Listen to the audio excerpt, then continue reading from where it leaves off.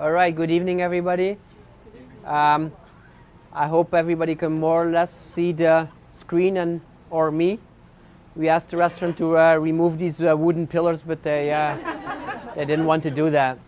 So you can maybe like move your seat a little bit or whatever. All right, so the title of this talk is Effective Vegan Advocacy. And what I'll do is, if my mouse works, yeah, I'll say something very shortly, very briefly about myself. I'll talk about why it's important to be active. I talk about a bit of strategy to veganize the world. And then we talk about vegan advocacy. All right? So first of all, about me. I used to be, for 15 years, director of a vegetarian vegan organization in Belgium called EVA, Ethical Vegetarian Alternative. We have about 12 people in our team, 12 people on the payroll. I left the organization about a year and a half ago, and I'm doing stuff on my own now. I was tired of leading an organization, and I feel like freer by myself. And basically today I kind of travel the world, especially Europe, to talk. And we were having a vacation here, and also we went to the Animal Rights Conference in California. And on the way back, we stopped. Our flight was there was a stopover in Chicago, and I asked Vadim if he wanted anybody to give a talk, and so here I am. When I was leading an organization, I was talking to the people who eat meat, the end consumer, let's say. And recently, or a year and a half ago, instead of like talking directly to the people who eat meat, I now talk to the people talking to the people who eat meat. So I'm a meta-activist, okay? So I try to like help activists, advocates to do it more efficiently, in my humble opinion. Because I see a lot of activists communicate in ways that I think like, oh my God. I don't know if you know some of those people who you think like, this is maybe not the best way to approach people. And of course, we all have our own strategies and tactics, and it's hard to say what works best because there's not enough research, but sometimes we can use common sense and we can say like, this probably works better than this. So that's kind of my job. It's like kind of like figuring out what works, what doesn't work. I write about this at the blog veganstrategist.org. And I also work together with Melanie Joy, who I assume most people know. We have started a project called the Center for Effective Vegan Advocacy, with which we travel the world and we give talks and trainings, weekend trainings, on how to be a good advocate for animals. All right? So some things I always say before I start a talk, we have to remember that our intentions are the same. We want the same things. We want, I assume, a vegan world. We want things to be better for animals, I guess most of your motivation is, but also for the environment. So we want the same things, but our strategies or way to get there may differ. And we should be respectful of differences there. We should appreciate that people have different ideas about what's effective. We should always keep in mind that the intentions are the same. And I think it's important to discuss strategy because some things may work better than others. And we have limited resources, limited time, limited money, so we have to go where we think it works best and it saves the most animals or whatever you want to save, okay? Some strategies, of course, may be complementary. And the last point here is that my talk and the things I do are limited to food. I mean, there's also like circuses and lab animals, etc. I don't talk about that. I talk basically about animals, farmed animals, and animals in food and vegan food, because 99% of the animals that are being killed for food. That's not to say the others are not important, but this is where like the meat of the matter is, okay? All right. So why activism? Why is it important to be active? I think there's a mixed audience here of people who are already active, who are doing stuff, who are like organizing something or flyering or doing whatever. And I think there's also people here who are just vegetarian, vegan without being specifically active, right? So I want to make a distinction between what you eat and what you say, so to speak. If you are a vegetarian or a vegan, then you save a certain number of animals, mainly chickens. But if you are somebody who influences other people who then change their diet, then you of course have a much bigger impact, right? So that's why it's really important to be in some ways active and to be a good advocate for animals. So another way of seeing this is that these two things are actually not the same. What you eat, this is a bit of a symbolic representation of the impact that you can have as a person. And the impact of what you eat, if you're a vegan, you save some animals. But if you talk in a very efficient way as an advocate to other people, you can potentially save many more animals. Because each time you convince somebody else to go vegan, you double your impact, basically, right? And if you're a celebrity, are there celebrities in the room? If you're a celebrity, of course, this relation is even more skewed because your impact can be like, I mean, some people have like 4 million followers on Twitter or on Facebook or whatever. Imagine when these people talk about veganism, what an effect they can have, okay? So another way of saying this is, and this comes actually from the Bible, what goes into your mouth is less important than what comes out of it. And with what comes out of it, I mean your communication. The way you talk about veganism, the way you talk about animals is much more important than what you eat. It's not to say that what you eat is not important, but this is where you can make the most difference for animals, okay? And that's not even all. I mean, there's another significant part, which is your money. If you have, for instance, maybe you have no time, but you have some money to share, you can give it to an organization, and this organization can print flyers with that, distribute the flyers, and maybe in 1,000 flyers distributed, there's going to be one vegan. That's your impact. You have funded that. You have sponsored that. So that's also very important. So it's not just about what you eat, okay? And then something else I want to say about activism, it's a matter of balance. So your commitment to change the world, I would say, can be like, there can be a lack of commitment. There can be like, you can be the vegetarian that says like, oh, I do what I do and this is my business, and other people do what they do and it's their business, and I'm not going to like meddle with them. That's like here. And on the other side you have like the people who are like going to take every opportunity and every non-opportunity to convince other people.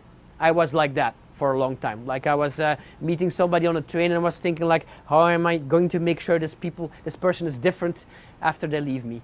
Sorry, this is switching now and then. So that could be too much. So what we're looking for, I think, is like a balanced type of person who's like committed to change things, but who does it in a way that is really positive, etc. If you are here, then my message for you is, do you remember this movie from, I don't know, maybe already a couple of decades ago? It's a James Bond movie, License to Kill. So if you're on this side of the spectrum, if you're not very active, then I'd say you have a license to veganize, all right?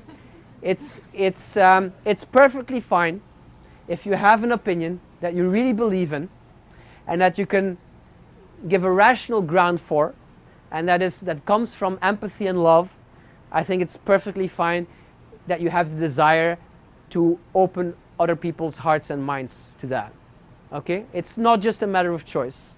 The matter of choice is like, if we say like, what are we going to paint the walls in here, red or green? That's a matter of choice, right? If we're talking about animals, eating them or not eating them, I mean, technically, legally, it is a matter of choice. But the one choice has much better arguments behind it than the other ones, right? So don't think that eating meat is a matter of choice. I mean, it is in a certain way, but it's not a choice like what color are we going to paint the wall in. It's a choice with very far-reaching consequences. Okay, this is better without the noise. So if you are on that side of the spectrum, if you like a person who like really goes in there and shouts and screams or whatever, I'm exaggerating a bit, remember that the public support for a cause is not that big yet, in the sense that how many vegetarians are there? A couple of percentages, okay? 97, 98% of the people eats meat, right? So the higher your public support, the more aggressive I think you can be. If you have a lower public support in society, you have to be kind of careful. Like, and you can see like a spectrum here, like if we talk about murder and child abuse, everybody's against that. So you can, if you see that, I mean, you have to put people in jail, you have to do something, right? If you go lower, cat abuse, Cecil the Lion, or bullfights. These are things that a lot of the people are angry about. A lot of the non-vegan people are very angry about and frustrated about. So you can be really like adamant and outspoken about these things, and even about fur. But if you go lower down the spectrum, meat has limited public support. So I think you have to tread carefully there. Right? You can say, of course, you can say like, I don't care what people think. I'm going to shout my truth. I don't think that's necessarily the best idea. I'll talk about that later. All right. So a balanced person, a balanced activist, or a balanced advocate, they're aware of the time in our movement that we're in. How much public support we have at this moment. That some things are too radical today still, maybe. We're diplomatic and positive and convincing. We choose our moments. It's not like we're going to like talk about this at every point. Like at every meal when people are eating, for instance, it's not the best idea to talk about it then.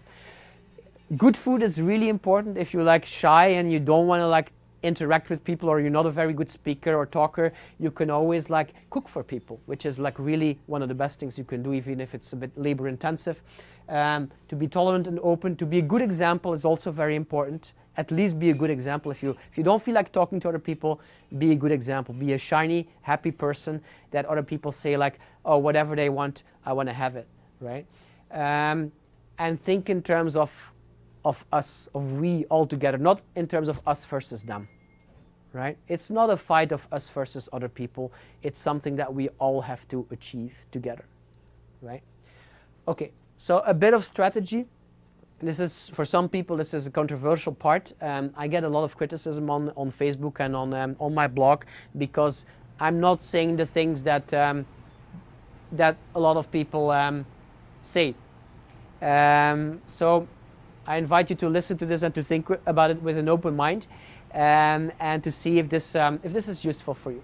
But basically, what we want is a vegan world, right? And this is a representation of a vegan world.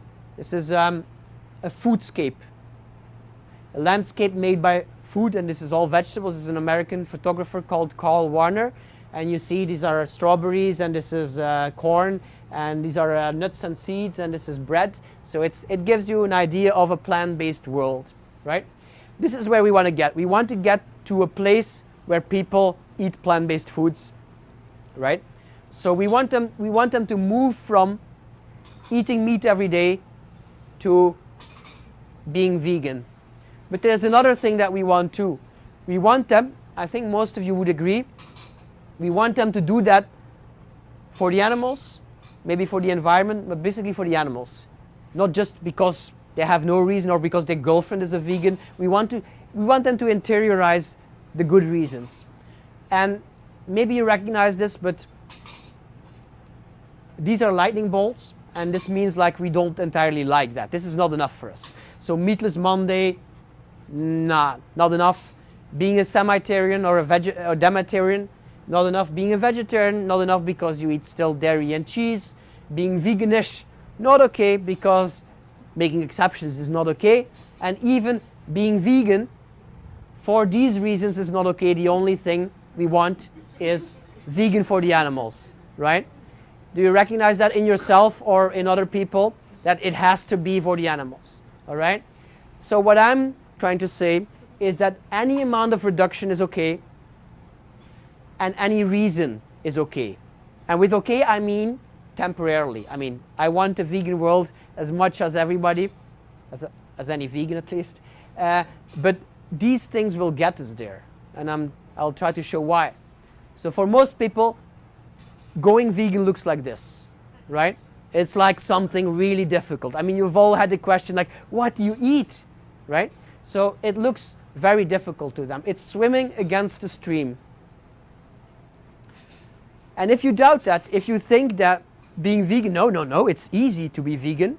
Well, it's not even easy to become vegan. It's even difficult to stay vegan. We know from research that about 75% of vegetarians and vegans at one point returns to eating meat. That means it's still not easy to keep up the diet today. So it's still too difficult. There's different reasons, but one of the reasons is convenience. All right. Another reason is that people fear that it's not healthy, etc.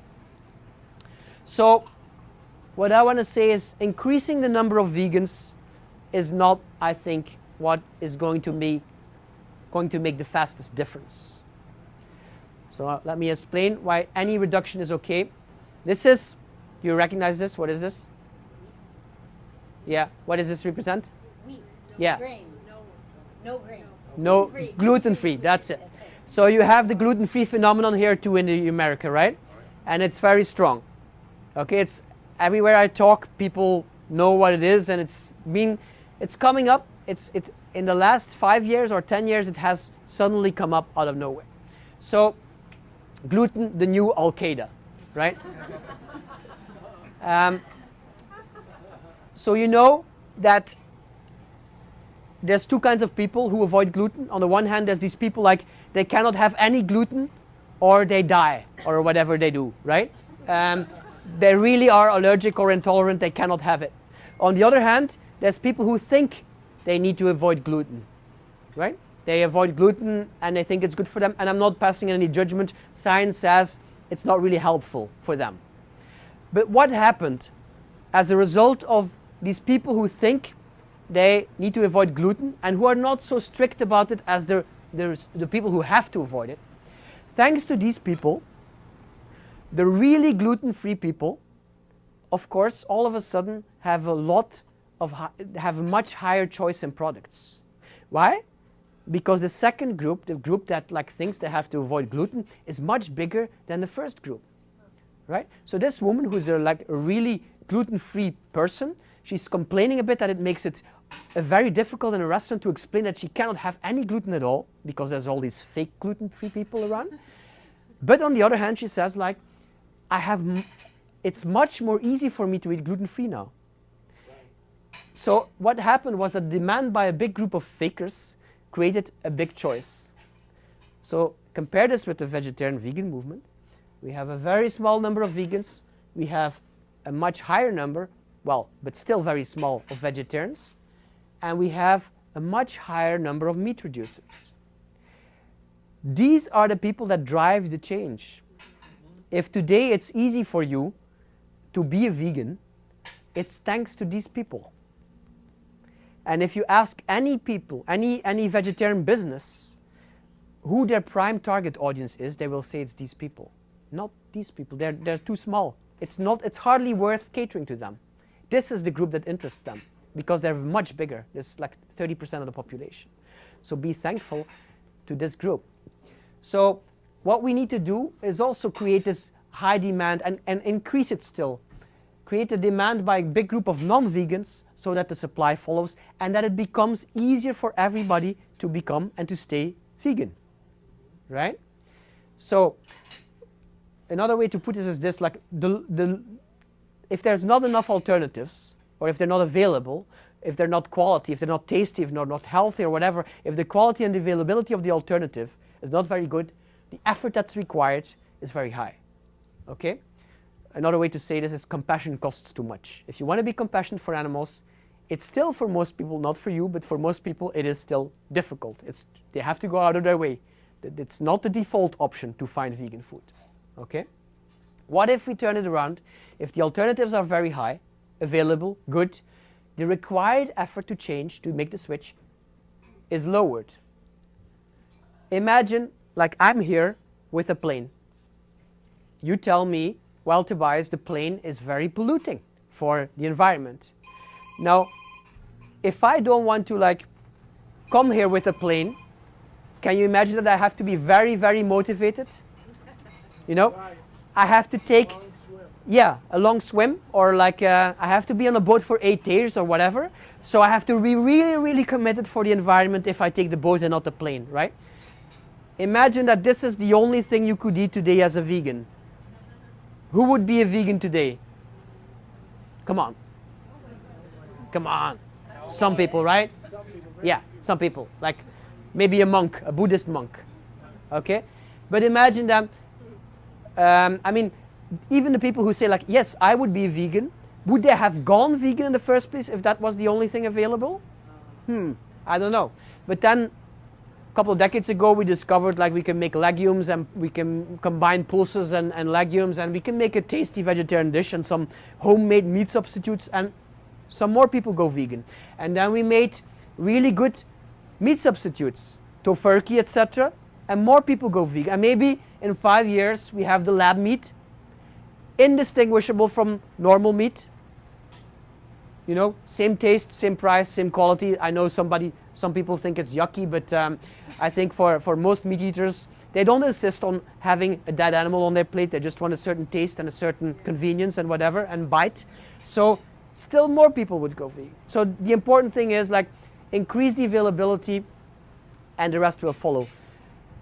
Compare this with this pole vaulter. We can tell her, we can talk to her, come on, you can do it. You can jump, you can break the world record, you can train harder. Or what else can we do here?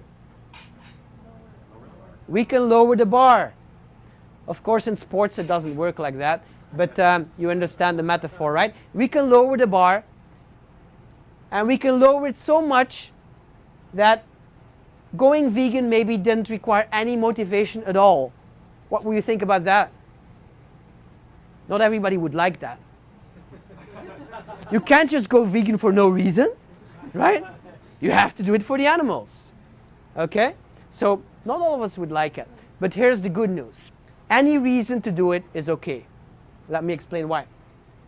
In the drivers or the factors to get us to go vegan, we can distinguish the moral ones, animals mainly, also environment, and non-moral ones. Like suppose it's available everywhere, a good alternative lab meat is available everywhere.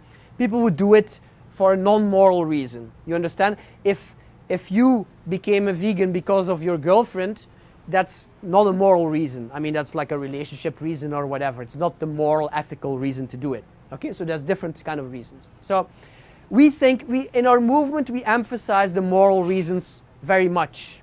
Why is that? One thing is because we think that works. We think that worked with all revolutions. Like here's a pamphlet from the anti-slavery movement, abolition, and it says like 3 million of your fellow beings are in chains. It's a moral argument, right? We have to liberate these people. But we forget that in the fight against slavery, there were other factors involved. What's this? This is a steam machine, and it was developed at that time.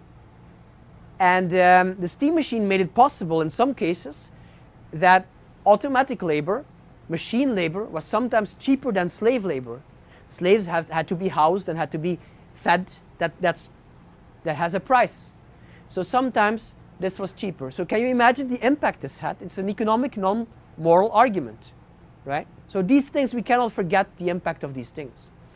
Now, why is every reason, whether it's moral or non-moral, is it okay? Why we don't have to really worry that it's about the animals?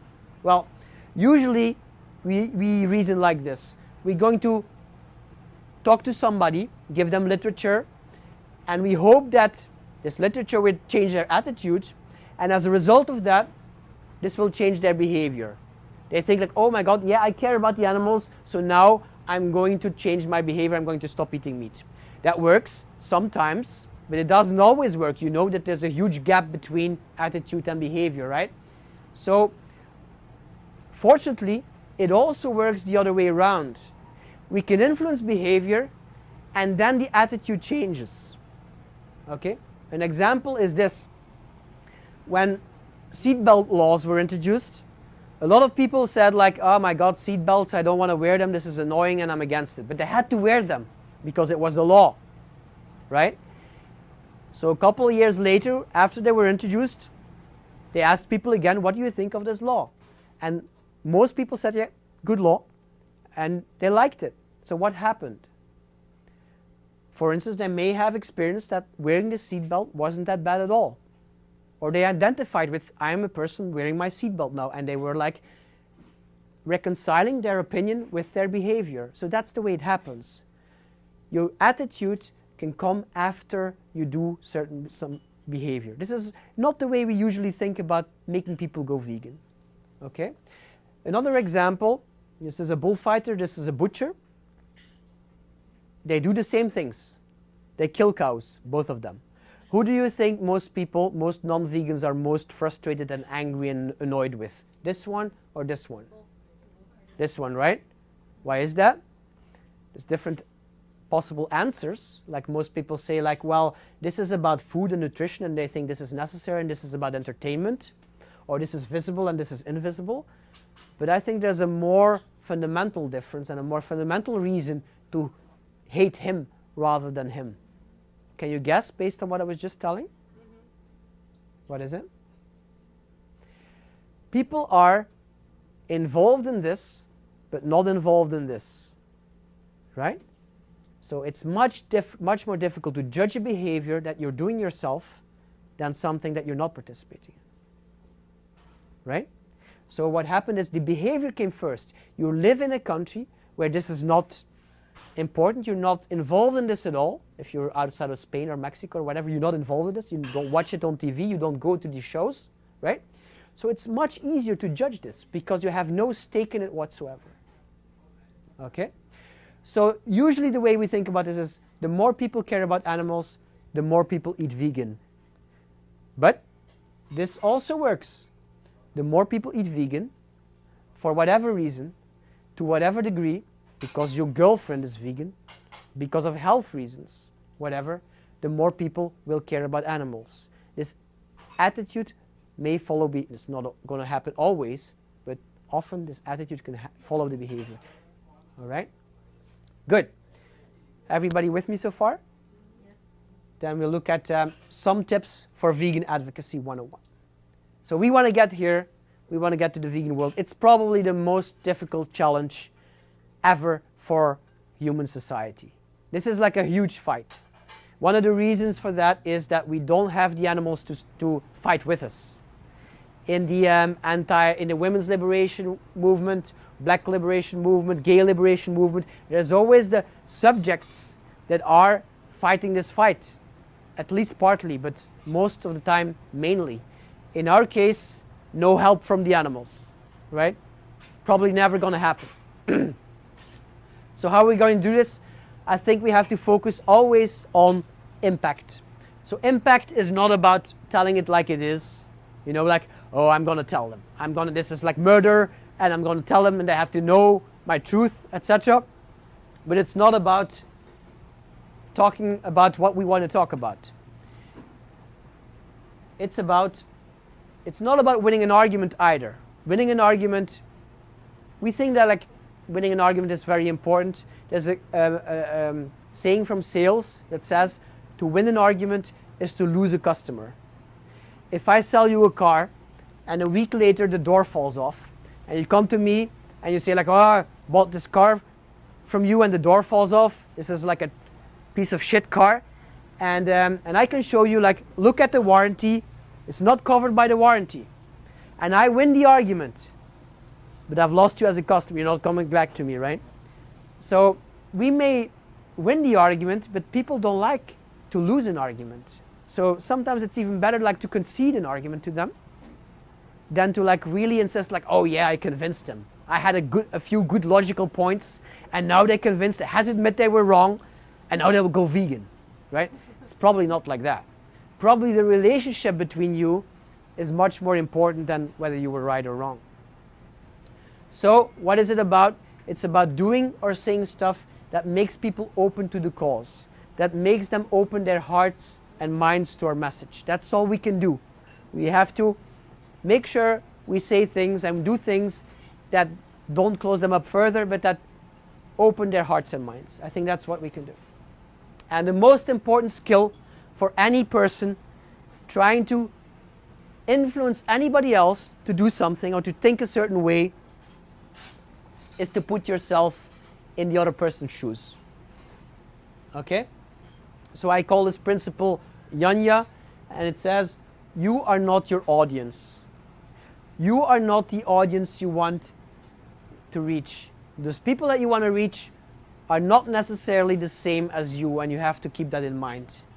So we make the mistake sometimes saying like, I became a vegan after watching Earthlings, and now I'm convinced that every person who watches Earthlings will go vegan, and if they don't, they're crazy. Okay? These people may be completely different from you. They may be differently wired. They may be not into animals. They may be not into whatever, you know? So there's many different ways that people are different. Let me give you a few examples to show how irrational people can be when it's about food. You know this guy? Jamie Oliver. He's like one of the most famous chefs. And he tried in Britain to introduce healthy school lunches. And what happened was that the kids in the school, they said like, well, I don't want these healthy school lunches. They just went out during lunch break and they got their junk food at KFC and McDonald's and Burger King. And so the school said like, well, this plan is not working. Let's make sure they can't escape during lunch break. We just lock them up. We just make sure they have to eat here. And this infuriated two mothers. They got so angry that what they did for 2 weeks was to go to the students, take down their orders through the fence of the school, said like, what do you want? A big Whopper, a Big Mac, whatever. And they went to the local McDonald's and brought like 70 orders back each day. That's how they were insisting that their children had their junk food. I mean, can you imagine like reasoning with people like that? It's not probably not going to work with like rationality. Okay. Does anybody recognize this? This is the Heart Attack Grill in Las Vegas. And it's of course it's Vegas, but the burgers are called like the triple and the quadruple bypass burger. And the waitresses are running around like nurses. There was a guy at the entrance who greeted the people when they came in. You know, in America you can do that because wages are much lower than in Europe. We never could do that in Europe. And he said like, welcome to the restaurant, etc. And this guy was a very big guy, and he died from a heart attack. So this is funny and not funny at the same time. I mean, what I want to show is like, people walk into these traps with their eyes open and they still do it. Right? So a quote from a friend of mine is like, forget telling people to go vegan to save the animals' lives. They won't even do it to save their own lives. Right? That's how irrational people are and how addicted we are to our food sometimes. Okay, so people can differ from us in many ways. Like they can be like more emotional than rational. They have different interests. They have been raised in different ways. So we have to remember people can be entirely different from us. Okay, so still, you can say like, I'm gonna bring my message, and I don't care what other people think of it. I know a lot of activists who think that way. Do you know people who think that way? Like, I'm gonna speak my truth, and we have to speak out, and we have to tell our truth, etc., etc. I don't see the value in that in itself. I only see value when we speak a message that reaches people, right? I don't see value in like being bold and like speaking our truth and being brave, you know? I see value in having a message that people can understand, can relate to, and can lead them to change. So being bold or being open or being truthful or whatever is not in itself a virtue in my opinion. Okay? So let's look at some examples as an exercise, like how would these things look if you look at them through the eyes of a non-vegan. Okay? So this is Bill Clinton who explains why he became a vegan. Does anybody of you have a comment on this article? Yeah, well, a comment, I don't know if he went back to eating meat, but in any case, he was eating fish now and then. And so some people react like to this, why they can't call him a vegan because he eats fish now and then. But imagine, and this is like very controversial, but I can imagine that if a lot of people would see being vegan as something that is like not 100% thing, but a 99.5% thing, we would have so many more people changing their diet. You know, if people would come to us and they say like, well, I can imagine myself going vegan, but just this one time when I'm for Christmas at my grandmother, she cooks this and I have to eat it. She's not going to live much longer and I have to eat it, so I can't go vegan. What do you say to that? You can say like, well, you have to do it, grandmother or not, you have to go vegan. Or you can say like, go vegan except for this one meal a year. Won't that be much more productive? Okay. I think you sent some people over there to yell at that grandmother. I beg your pardon? Send some people over to yell at the grandmother. Yeah, I mean, you can yell at your grandmother and hopefully she has hearing problems. This is another example of an action. This is an action by Direct Action Everywhere. The idea was here to like, at the holidays, Thanksgiving and Christmas, to ask, first of all, ask your family to make the holiday meal vegan entirely for everybody. And if they would refuse, you have to boycott the family meal. So this is again an exercise in trying to see what this would look like from their perspective, from your family's perspective. I think they would say like, oh my God, you're putting your ideology and whatever above your family, and I think you're going to alienate them. My opinion. I mean, I'm sure some people had success with it, but I think basically if you do something like this, if you boycott like a moment that's really almost holy for your family, that you get the family together at, and then you say like, I'm not coming if you don't do it my way, is not going to be very productive. Although I think actions like these may be productive maybe in 10 years time or something. So that's what I mean. You have to always keep in mind the phase of the movement where we're at. Okay? What do you think of this? Some people are against like these temporary vegan pledges. So this is Beyonce saying like, let's go vegan for 21 days. And some people would say, what is this crap, 21 days? No, you have to do it. You have to do it for life. Every day. It's not just okay to like not kill animals for 21 days, right? You have to do it every day. But look at it from other people's perspective. They would say, I think, oh well, this is not something I have to make a lifetime commitment to. I can try this. I can try this temporarily. I'll see what it does for me, and nobody will blame me if I don't continue it. Okay, this is the deal. You try it for 21 days. If you don't like it, you stop. I mean, we hope that people continue, but I think this is an attractive way to try something out. Okay? Again, think of this from other people's perspective. Slogans like these, I don't know if anybody uses them here. Meat is murder, dairy is rape. Most people will not feel attracted to you if you call them murderers or rapists. That's very simple. Basic human psychology. It's not appealing. If you call me something, if you accuse me of something, I'm probably not going to listen I'm not going to listen better to you. And again, if this changed you, and it could have, don't assume that therefore it will change other people. Okay? Same thing with the Holocaust. Shocking to a lot of people. Tricky. Okay? So, do you know this quote? Oh no, this is my quote. But this is, probably you don't know it. But it's an allusion or a paraphrasing the famous quote by Jeremy Bentham, like the question is not can they reason nor can they talk, but can they suffer? You know that quote? So my variation is the question is not am I right, nor is this my truth, but does it work? So does it work is, I think, the most important question we can ask. Not like am I true to my values or whatever. I mean, that's all nice, but this is what's important, in my opinion. Okay? So another tip is to be adaptive. We have a wonderful cause in the sense that like we can link to our problem, we can link all kinds of solutions. We can talk about animals, environment, hunger, health, taste, culinary things.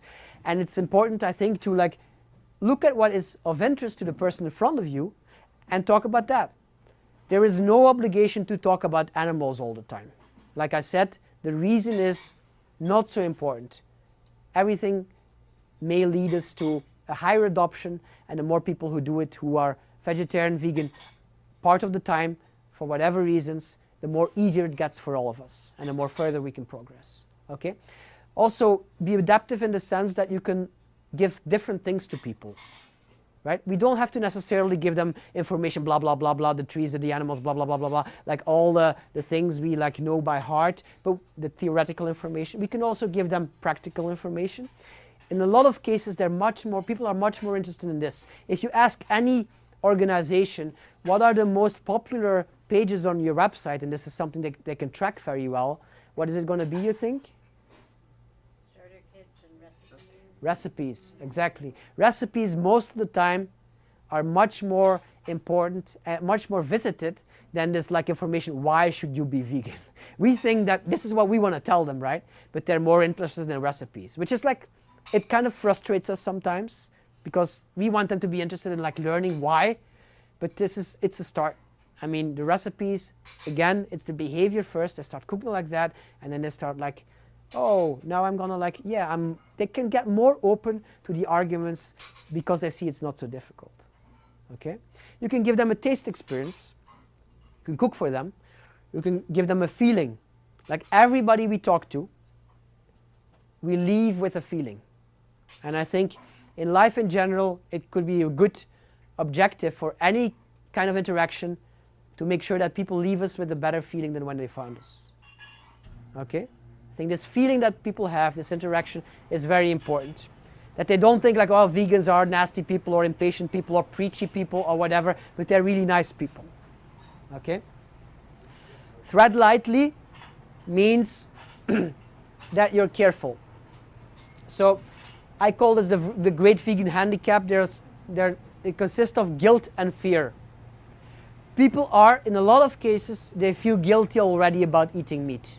They have some internal dialogue going on about eating meat because they know, even if they think that eating animals is technically okay, they at least will think that, well, it's not okay to eat whatever meat.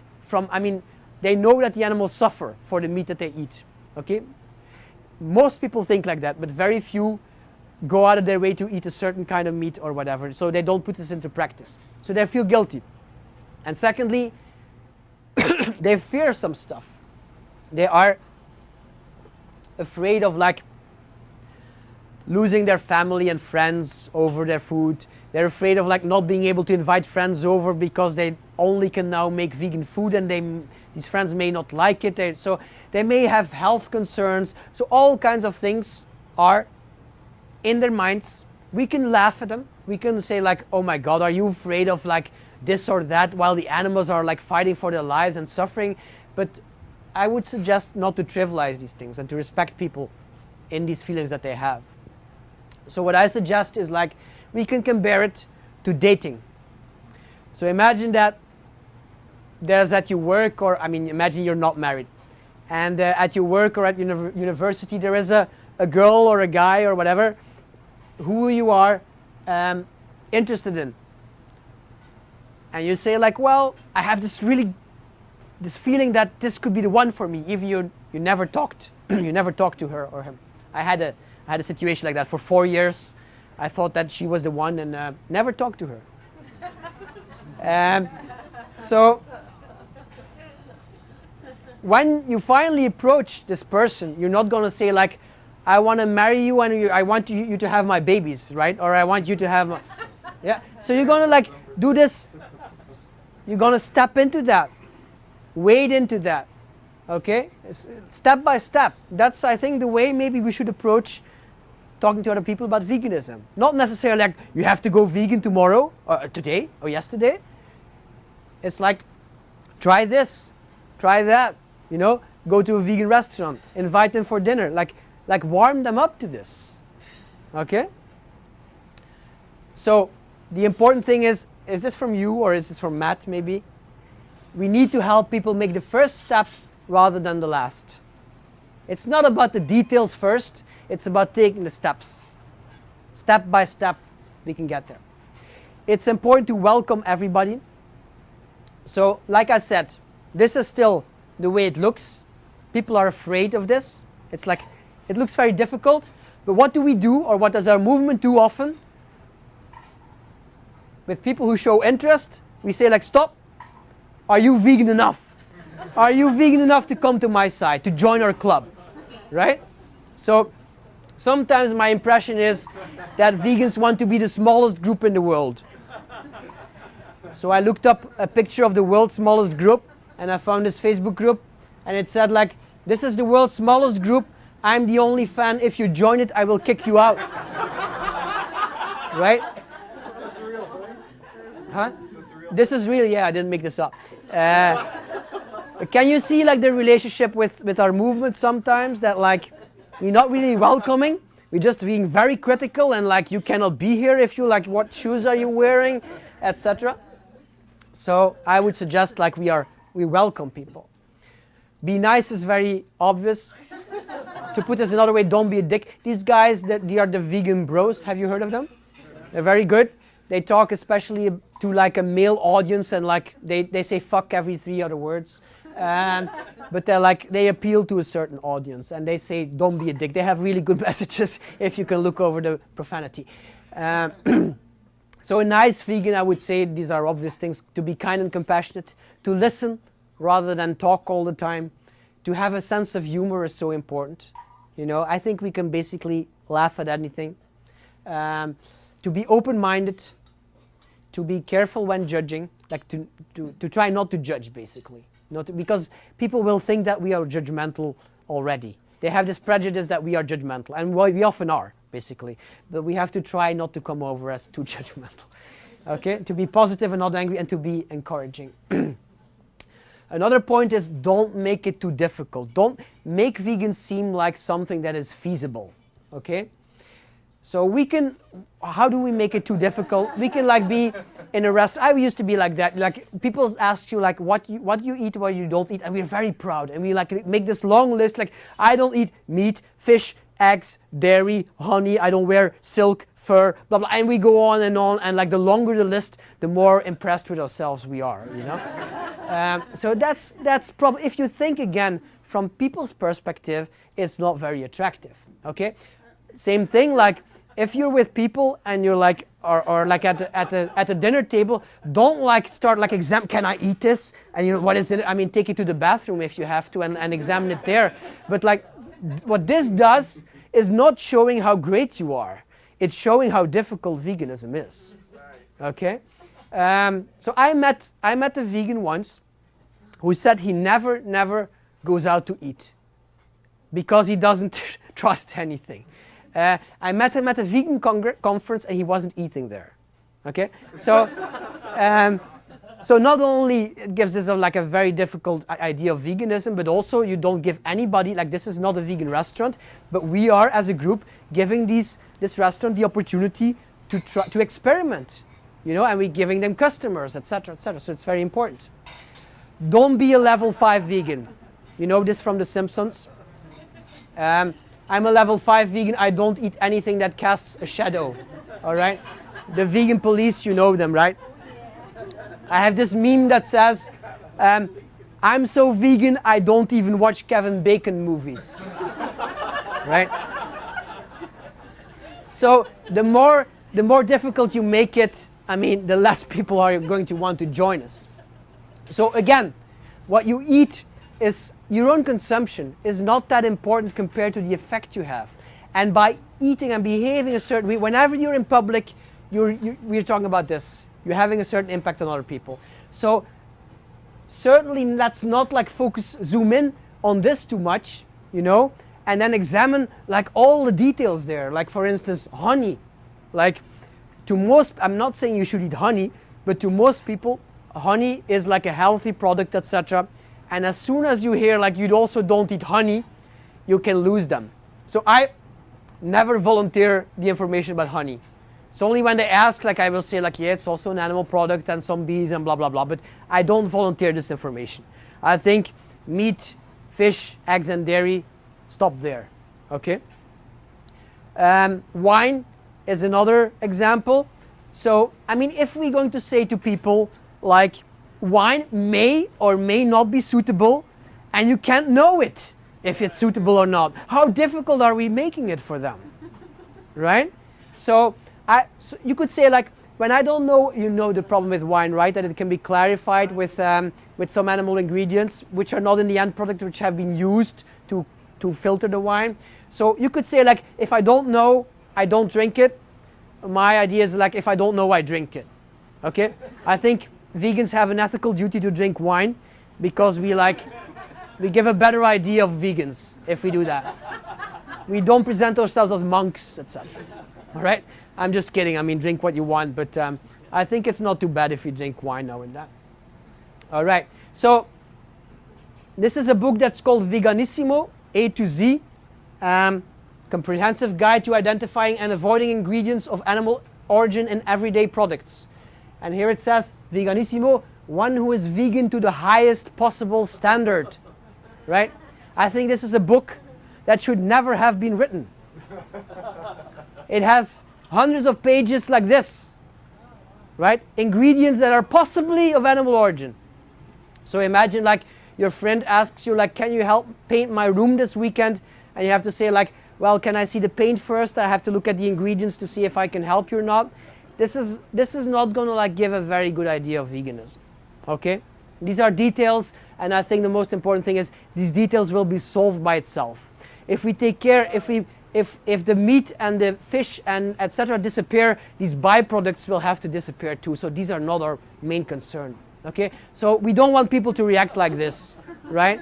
Like what is this? Is like a sect or a cult or you know? We have to be reasonable about this, I think. Okay, and we have to encourage every step. So we can tell them, go vegan or die. Or we can say like, this is like Dutch. I mean, these are the days of the week in Dutch. So we can tell them like in Belgium we have a campaign Thursday Veggie Day. So that's what we say, like go veggie on Thursday. We can tell them like, oh, okay, also take the Monday. And we can always tell them like, oh, you're already doing this? Take one step further. Like, so people who are doing 2 days, we can tell them like, be a semi-vegetarian. Half of the week you are vegetarian.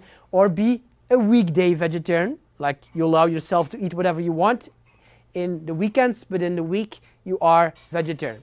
Or you can say like, make Sunday your meat day, you know, and all the rest is vegetarian or vegan. Or be a vegan before 6, you know, that system like by Mark Bittman. I think it's a really smart way of going at it.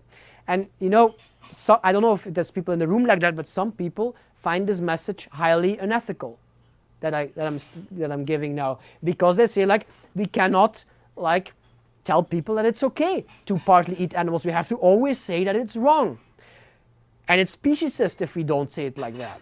But imagine, I mean, if we really think about it like that, what would you have to do when you see people buying meat in a supermarket? You have to go and beat them up, right? Or you have to like prevent them from doing that. And that's not possible. Why don't we do that?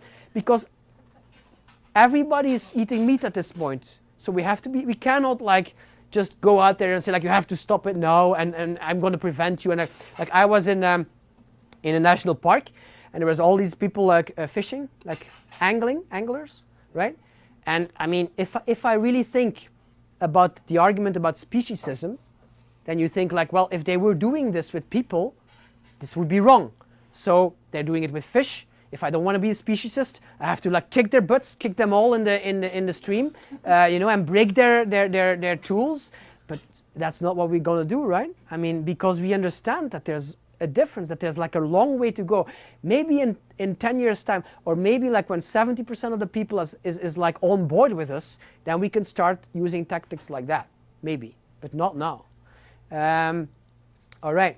So, and then you can ask people like to go vegetarian or vegan all the way, or you can say like, try it for a week, try it for 2 weeks, try it for 3 weeks, you know, this 21 days and see how it goes. Or we can say, and Joe will like this, you can say like, pick an animal that you won't eat anymore. This is another way of like structuring your change of diet. So we can say like, let's cut out the chicken. And Joe, I'll give you the honor, like why should we cut out the chicken first? Oh, that would spare 24 out of the 25 farmed land animals the typical person eats each year. Did you hear? So most people, most animals that we eat are chickens. Fish also, but chickens is like, because they're much smaller than cows, right? So there's for every cow, there's like the meat of 250 chickens inside of there. So we kill a lot, we let a lot more animals suffer when we eat chickens rather than cows. So if you would say like, if a person would ask like, what should I change first? Like I care about animals, but I don't want to like give them up completely. I want to give up one animal.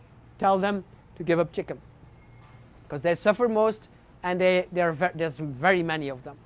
Okay, or you can say like, to some of these people who say like, I could be vegetarian or vegan, but I still want to eat this or that. You just tell them like, yeah, have some days where you eat that. If you really can't abandon that, if it's really so important to you, like socially or whatever, just eat it and be vegetarian, vegan for the rest of the year.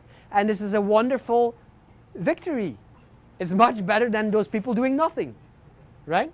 And I'm sure that in due time, these people will say like, oh, why I'm still eating like, it was like that for me. Like when I started to be vegan or vegetarian first, there was a dish that I really liked, and I had it like 2 or 3 times a year.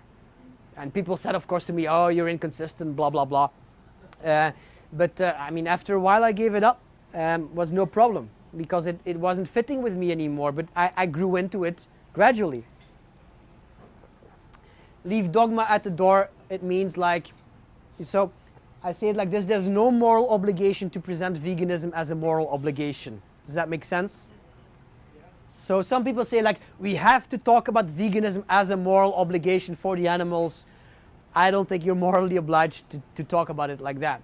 I think if there's any moral obligation, it's the obligation to do something that is impactful. Not to adhere to some kind of like dogma or some kind of philosophy about advocacy that is maybe not the most helpful there is. Okay? So instead, rather than telling people they're obliged to do something, say like that they have a choice. A choice is much more attractive to people. If you say to people that they have to do something, if you say like they have to do this, they have to eat this, then they are thinking like, oh, there must be other options that are much more interesting that I can't have. So let's look at these options, right? So it's not attractive. If you present something as you have to do it, not very attractive. Okay? And also people don't like to be told what to do. It's like we're all adolescents in that way, right? Adolescents, like their parents tell them like, no, you can't do this, and then they will do it just to tease you, right? That's how a lot of us are. If you look inside, we all have that behavior still. Like if somebody tells us like do this, then like I'm just not gonna do that, you know? Choose your battles wisely means like look at the situation, look at the person, and see if it's worth your time, okay? So this person, I mean, we cannot be prejudiced, but at first sight, this person would not be the person like worth like investing an hour of your time in, okay? Again, maybe prejudiced. On the other hand, there's like a chef who's like responsible for the meals of like maybe 1,000 persons a day, and he's responsible for what they eat. So he's really interested to talk to, because he's an influencer, he's a multiplier. So focus on these people first, all right? Listening is really a very important skill. It's like I always say like I don't know how it is in America, but we haven't really learned to really communicate with other people. Really communicate. I mean, we've learned language, etc., but to really communicate, we haven't really acquired those skills in school, I think. For instance, do any of you know Nonviolent Communication, like the system by Marshall Rosenberg? Yeah, so that's a system that wants to teach you like how to communicate with each other. And one of the basic elements of that system is you're always going to look for needs. What is it that the other person needs? In a conversation, there's always something that they may be angry or they may be whatever, but there will also always be a need under that. And you're going to try to find out that need and you're going to try to honor that need. Probably it's something like they want to be heard, they want to be understood. And if you don't think about it, you're like really fast, like when there's an argument with your husband or your wife, you're probably going to like be defensive right away. But if you can remember to think about that need of the other person and also remember your own need, it's so helpful, okay? So listening is part of that. So listening to what kind of need could this other person have. So this is a wonderful quote, I think, from Dale Carnegie. Of course, you are interested in what you want, but no one else is. The rest of us are just like you. We are interested in what we want, right? People are interested in what they themselves want. Have you heard of Dale Carnegie? Yeah. How to influence friends and how to make friends and influence people? It's like an incredible book for whoever wants to have an impact on somebody else. It has a lousy title, but it's a really good book. Another tip, do you know what vegan amnesia is? Can you guess? Yeah, you forgot what you were before you became vegan. Very good, yeah. So you forget that you were ever a non-vegan. Have you met those people? Like they seem to like think that they have been, some people have been vegan for their whole lives, but most people haven't. But some of these people, they think that they have been vegan for their whole life, and they think that like they became vegan right away when somebody said the word vegan and they were convinced. Most of the time it didn't happen like that, okay? Most of the time it's gradual. But some of these people, they were very gradual, but they demand from other people that they do it right away. It doesn't make sense to me, okay? So vegan amnesia is like forgetting that you were once a non-vegan, okay? To be modest means that you confirm that you don't know everything. There are still doubts and questions within this movement and philosophically, etc. I can put dilemmas in front of you that you will have to seriously think about. It's not all cut out and black and white, okay? So it's important that when you show to people that you don't know everything, they will be more likely to trust you than when you pretend you know everything. Ironically, okay? When I voice some doubts here about my own theories, you will have more faith in me rather than less, okay? So admit your own imperfections. This is also something like you know, this whole veganism is the moral baseline thing. I think that's it's kind of dangerous, and it puts ourselves on a pedestal, and we say like, we're vegan, we have reached the moral baseline, and all of you who are not vegan, they have not reached our stadium or level. But all these people could be doing great stuff for animals, for the environment, for other people. I'm not going to judge a human rights activist who's not vegan, or somebody who's a shelter who's not vegan. Well, I'm vegan, you know, and I'm not going to tell them like, well, you're not at my level, you haven't reached the moral baseline. They may be doing much more than I'm doing, okay? All right, how much time do we have?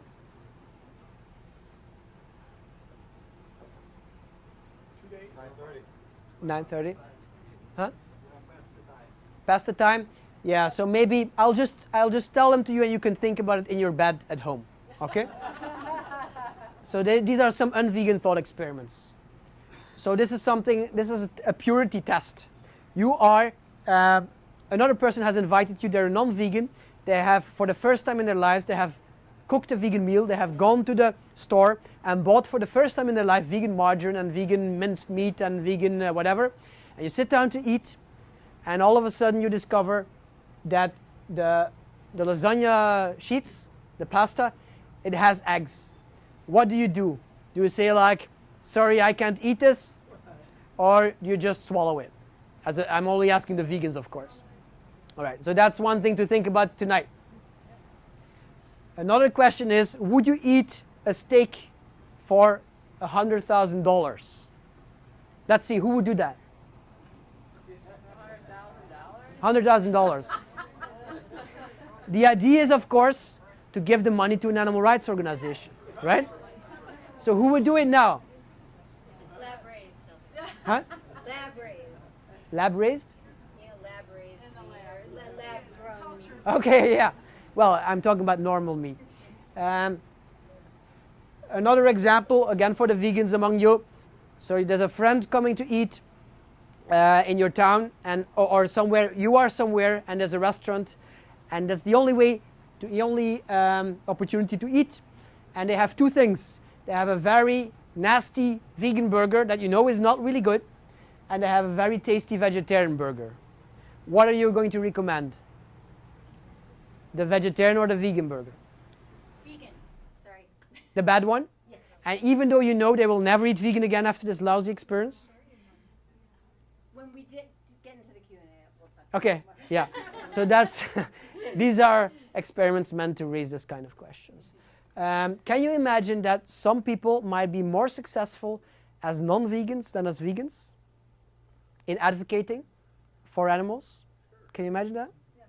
Because maybe people could identify more with non-vegans, right? We have a very successful vegetarian pledge type of thing. There's a girl who started it, and she does it every year, and she gets like I don't think there's any bigger pledge, and we are a very small country, but she gets 85,000 people to participate in 40 days without meat, it's called. The 40 days of Lent before Easter, Catholic thing, but it's not for Catholic reasons, but that's like the framing. And she's not a vegetarian. And her PR people have said, like, she wanted to give the campaign to us, a vegetarian organization, but her PR people told her, like, don't do that. The strength of this campaign is exactly that the message comes from a non-vegetarian. That people can identify with her and that they're not thinking like, oh, here's another vegetarian telling us from on high what we have to do, right?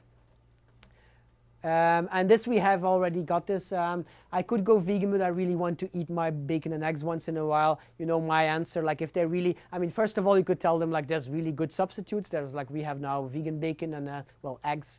Yeah, we have something that we have tofu, right?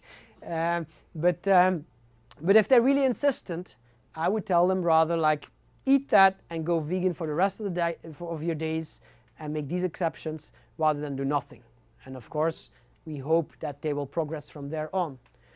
And the final one, I think, this is a meme. Stop trying to make excuses. There are no good ones to make. Go vegan. It's very easy to believe this. There are no good excuses not to go vegan. A story I heard once was from a woman who said, I want to go vegan, but if I do that, my husband will beat me. She was in an abusive relationship. She could not every day bring vegan food on the table. I think that's a pretty good excuse not to go vegan at that point. I mean, huh? It's a good excuse to kill him. Of course, you can say like, well, she should leave her husband, but I mean, that's easy for us to say, right? So I think always try to remember that you don't know people's situations, that you don't know everything, that you don't know how they are, who they are, etc. So there may be good excuses sometimes. So be compassionate in that sense. All right. This is another part. It's online somewhere if you want to see this sustainable activism, but I'll stop here so that we have some time for questions and answers. So my blog is veganstrategist.org, and there's on the video page there's two. There's this talk split into two talks, a bit more elaborate if you want to see that. And my blog posts are meant to like often like they're meant to make you think outside of the box, let's say. Yeah. Hi. So I just want to preface it by saying I agree with like 83% of what you said. I've calculated it, what you know. And I'm a longtime vegan, and I absolutely believe in a pragmatic approach and meeting people where they're at, and that's a non-issue for me. But where I have some issues with your approach is that I feel like you demonize and kind of unfairly characterize people who consistently maintain their vegan standards. Okay, so what I'm saying is that you can be consistent even in your thought experiments. I opted for that without being a jerk and without being dogmatic. You can do that while still being friendly, while still being approachable and welcoming. So I just kind of feel like you set up some straw man kind of figures, and that's my main issue. Yeah, I understand. I've heard that before. I mean, demonizing is certainly not my intention, and sorry if it comes across as that.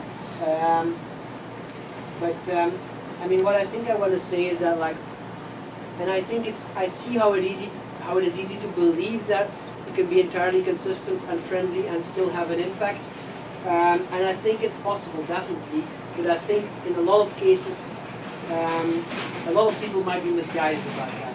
You know, so for instance, the example with the lasagna, I think it's easy to believe that like we are very friendly, and we explain this to them, and we say like, I'm sorry, this is against my values, I cannot eat this, etc. But I think still, no matter how friendly you are, how nice you are, the evening will be problematic, and the host will be left with an idea of like, oh my God, this was an embarrassing, no matter how nice you are, this was an embarrassing situation. They are further from becoming vegan, from understanding vegan than they were before. I think that in a lot of cases, a lot of people won't see that. So do you feel that the same thing applies for like people who maintain kosher or other kinds of ethics-based beliefs about what they do? Should they also maintain it's a good point. flexibility? It's a good point. I mean, the strange thing is that for religion we accept a lot of things. For some strange reason, because it's not like very rational to do that, but it's so based in history and tradition that we've come to really accept people's choices for that. And same thing for health reasons. You know, the best way to like avoid having a dairy ingredient in your food is to say like we're all allergic to dairy. You know, they will respect that more than your ethical values. And I respect that that people want to like talk about their ethical values, but I'm just saying like I think it's less important than the effect you have. And I think that in the future it will not be a problem, but we're not there yet. But maybe, I'm sorry, I don't mean this to be a conversation just between us, but maybe the more that we, in a friendly way, engage that as part of our conversation, it becomes part of the landscape in which we, I mean, that, like, maybe we aren't there yet, maybe you're correct, but how does that change? Yeah, that's always like a chicken and the egg thing. Like, for instance, some people say like the word vegan is not the ideal word to use at this point. But then you could rightly say like, but how will we ever get it to be accepted if we never use it? So that's a matter of like, I think, using it sparingly now and then and changing it with other words so that it gets like slowly but surely at the right moments into the mainstream.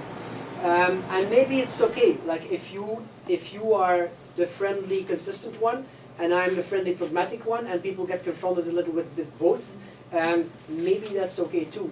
I'm not sure. I'm just saying, like, don't think too easily that it's all okay, and that just because you're friendly, they will have a good idea of it. I don't think that's a bit. That can be tricky and dangerous. Right, but it can also be tricky and dangerous to kind of play around with what vegan means to the point where it becomes meaningless. And I understand, like, I think that the setup of you're either a purist and extremist or you're pragmatic and practical and getting stuff done. To me, that's a false binary, and to me, that's kind of being unfair. Yeah, you know? yeah. I don't feel it that way. I mean, I guess I sometimes like I polarize to make the point, and maybe that comes over as like really. But yeah, the things that I write about, I really come across them a lot, unfortunately. I like the point you made that a lot of the change that makes it easier to be vegan or vegetarian is that there are a great amount of meat reducers in our society. And so in addition to like not being a dick to the people that we know when we're vegan, what can we do to create more meat reducers? Yeah. Well, I think one thing is using all the arguments. You know, like if you look at meat reducers, health is a very important argument, and I don't know, Joe will object a bit that, I mean, we have to be careful with not sending them in the direction of less beef, more chicken, because that is damaging. So we have to, when we make the health argument, we should make sure that we keep that into account. Okay, but so that's health is really an important thing for people. I think one of the things we can do is just allow them to be reducers as vegans. Right. You know, we have to allow people, we have to allow anybody to enjoy vegetarian vegan meals, not just vegans. Right. You know, you don't have to be vegan to enjoy a vegan meal, right? So that's our part. We have to like encourage that. We don't have to say like, we can't say like, you can't eat a vegan meal if you're not a vegan. You know that. In essence, that's like often how it will sound, which is like, of course, crazy. So that's one of the things I think we can do to encourage the reducers. But fortunately, we have a lot of allies on our side, like health organizations are giving that message, environmental organizations are giving that message. So I think we have to be somewhere in between and like tell them to like step a bit further, go take another step, not necessarily already to go vegan, but like to become more serious reducers. Still, for the people who are already doing it, right? And so for the people who are not doing anything yet, there's campaigns like Meatless Monday, which is, I think, a really terrific campaign to get people. What we have to do, like I said, is make sure that people take the first step.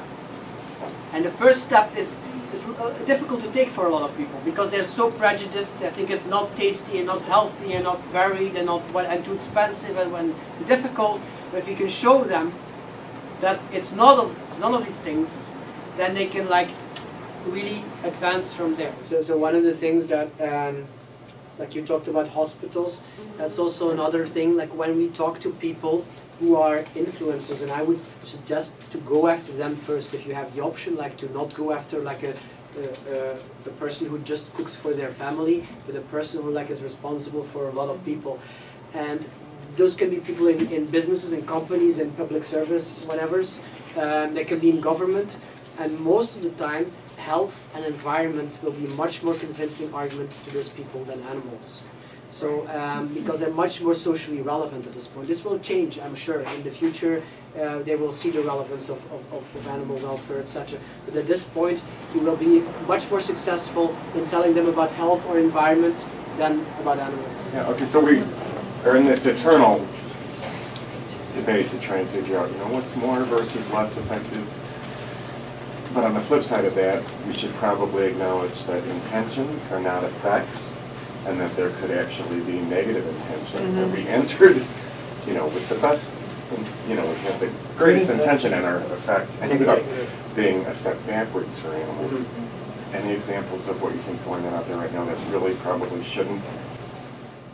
Well, I mean, can you repeat the question? Not everybody. So the question is like, I mean, I think it's a really good point to make a difference between, or distinction between our intentions and the effects that we have with the intentions. So we can indeed do some things with the best intentions, but have negative effects. So I'm sure that, like, I mean, first of all, you have to remember that we're all human, and we all have, like, when we do stuff for the animals, part of that is because of a right intention, part of that can be because of some ego intention. That's normal. I think that's fine. That's human. It's important to be aware of that. It's important to see like this is like a little bit of ego of me and I'm going to work on that, but it's hard to avoid it. It's hard to be like holy and pure in that sense. But for instance, I'm convinced that most people, most activists do it with the right intentions.